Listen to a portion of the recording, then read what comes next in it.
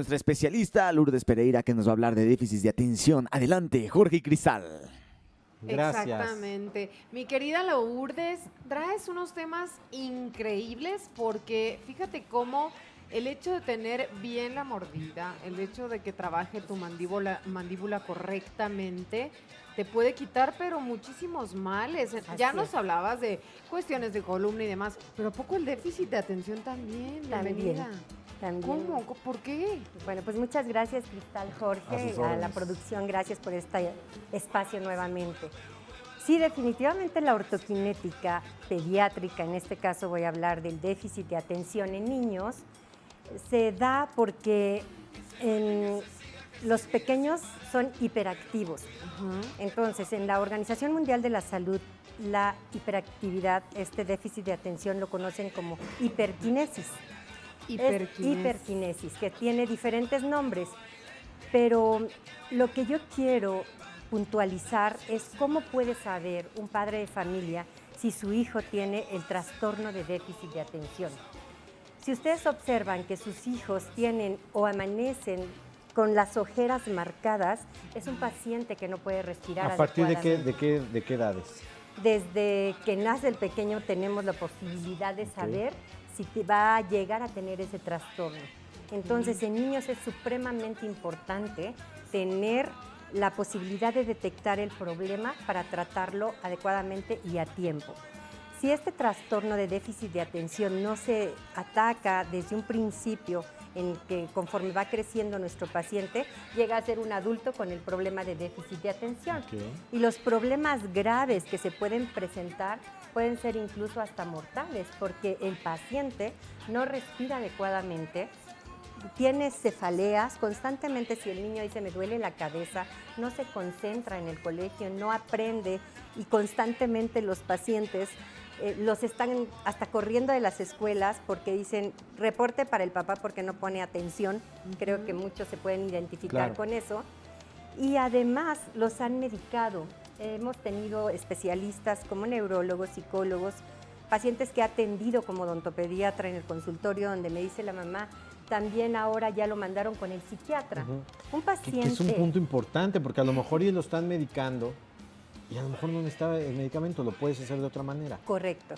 En ortoquinética justamente decimos que estamos rescatando pacientes porque esta filosofía no es ni con medicamentos ni quirúrgica. ¿Cómo puedo saber si un paciente tiene ese déficit de atención por un problema de su mandíbula?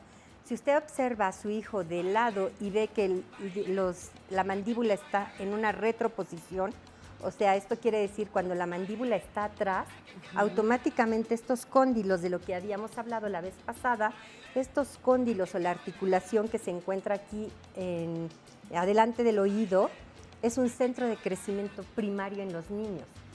Y nosotros tenemos la posibilidad de estimular de tal manera que al colocar el aparato intraoral que va en boca, pero que se relaciona con la base de cráneo, en ortoquinética respetamos el genoma del paciente.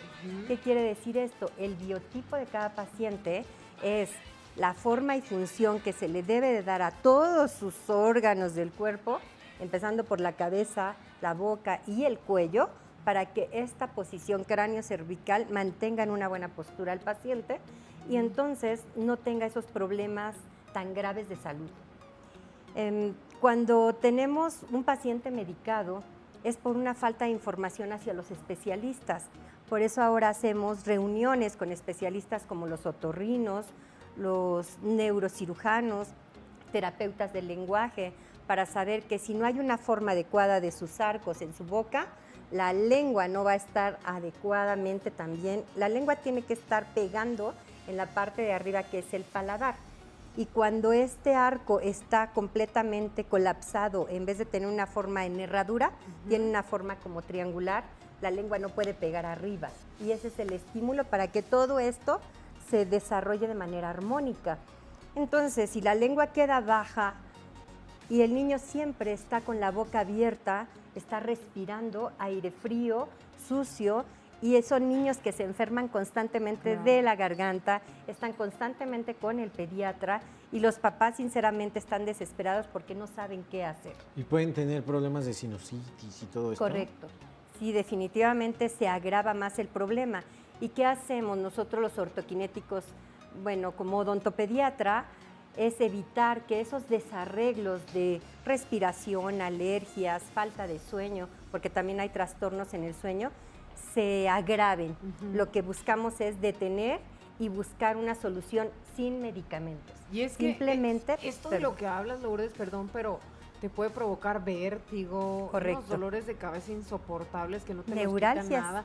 Cree la gente que es migraña después, lo Correcto. confunden con migraña, ¿no? Y aquí la intención es evitar que se confunda con un problema pues ya más avanzado cuando realmente es muy simple. Hay una enfermedad que le llaman del trigémino. Sí, Puede correcto. ser también derivado Así es.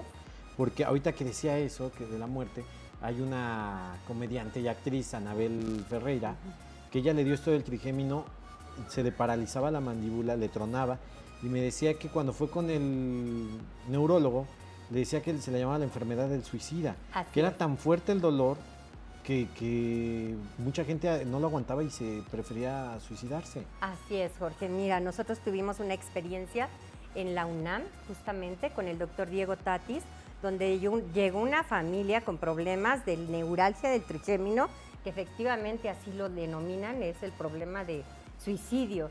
¿Y qué es lo que hicimos una vez que se coloca esta férula ortoquinética, que es un aparato intraoral?